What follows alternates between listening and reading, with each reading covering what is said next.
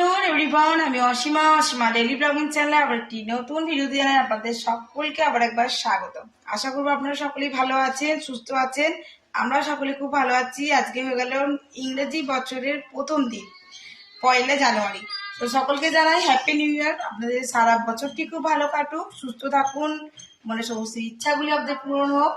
তো যাই হোক, আজকে হয়ে গেল বৃহস্পতিবার। আপনাদের সঙ্গে দেখাবো ঠাকুরঘরটা সাজিয়েছি।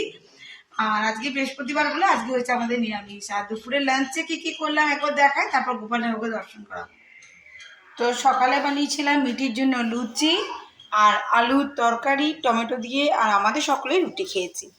তো চলুন, আজকে করেছি চচ্চড়ি, অল্প করেই করেছি।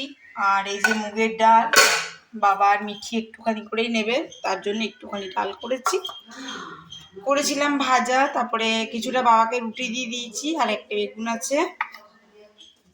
আর করেছি ফুলকপি পেঁপে দিয়ে একদম ফ্রেশ ধনেপাতা কেটে দিয়েছি, করেছি আজকে তরকারি। ব্যাস এই হয়েছে আজকে দুপুরের লাঞ্চ। তো সেটা আপনাদের সঙ্গে আমি ঝটপট শেয়ার করে নিলাম। আশা করবো আপনাদেরকে বেশ ভালো লাগছে। আর ব্লগটা অবশ্যই কন্টিনিউ থাকবেন, আমি ব্লগটা কন্টিনিউ করব। তো চলুন, তবে আমি চলে এসেছি দোতলায়। আর ঠাকুর ঘর আজকে সকাল সকাল ঠাকুরকে করে দিয়েছিলাম আমি একটু পায়েস, আর আমি একটু ফুল টুল দিয়ে আজকে সাজিয়েছি। গোপাল ঠাকুরকে সোয়েটার পরিয়ে খানিক্ষণ রোদ খাইয়েছিলাম।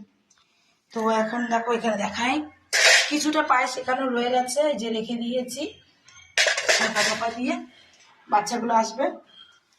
আর এই যে আজকে লক্ষ্মী ঘরে ঘর পেতে সাজিয়ে গুজিয়ে এখানে ঠাকুরকে ভোগ লাগিয়েছিলাম।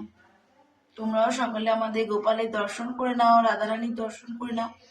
লক্ষ্মী মাকে দেখো সোয়েটারটা আমি ছাড়াইনি, পরিয়ে রেখেছি। তো চলো, ঈশ্বর মঙ্গলময়, সকলের মঙ্গল করুক, সকলে ভালো থেকো। আর এই যে আমার বজরংবলী দাদা, এখানে বাবা বজরংবলী দাদা চরণে ফুল দিয়ে দিয়েছি। তো চলো, তো আমার চুল এখনো ভিজা, আমি এখন এখানে বসে বসে করছিলাম, চুল শোকাচ্ছিলাম। রান্না বান্না হয়ে গেছে, তোমাদের সঙ্গে শেয়ার করলাম। আর সন্ধেবেলায় ইচ্ছা আছে আজকে একটু আলুর পরোটা করবো। তোমরা অনেকেই বলতে পারো যে তোমার বাবার সুগার আছে, বলো আলু খাই না।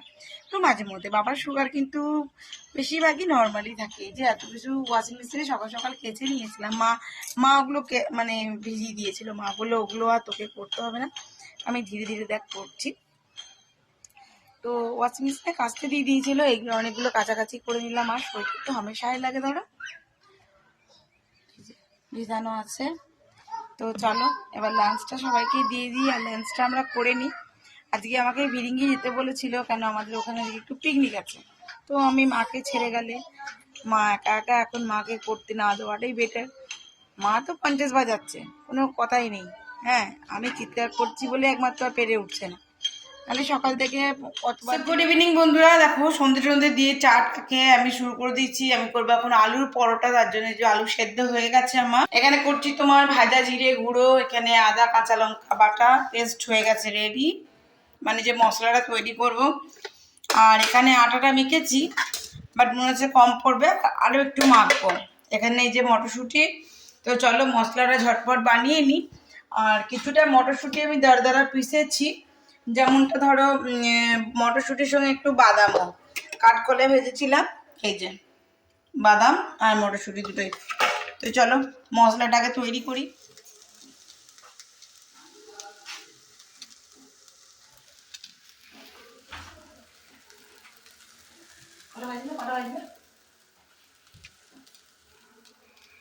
আটা 45 হয়েছে, ভাজা ভাজা হচ্ছে। ওখানে দুটো রেডি হয়ে গেছে, ওখানে এটা রেডি হয়ে গেছে পুর ভরা। আর এই যে পুর, আর ওরা তখন একটু ফুচকা বানিয়ে খেলো, ফুচকা। মিলি ফুচকাটা শেয়ার করলি না তো।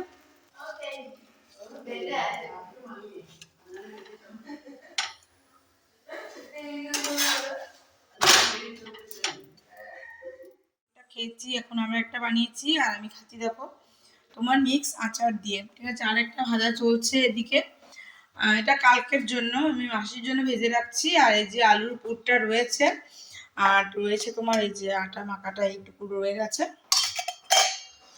তো বাকি আমি আপাতত ক্লিন করে দেবো কিচেনটা। তা আমি আগে খেয়ে নিই, তারপর বাকি সমস্ত দেখো সরাসরি হয়ে গেছে।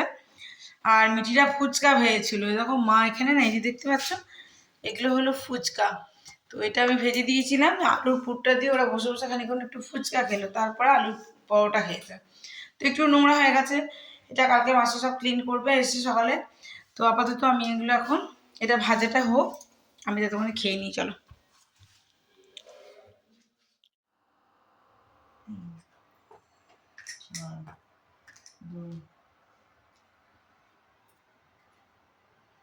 এবার দেখ চারে কাটবে।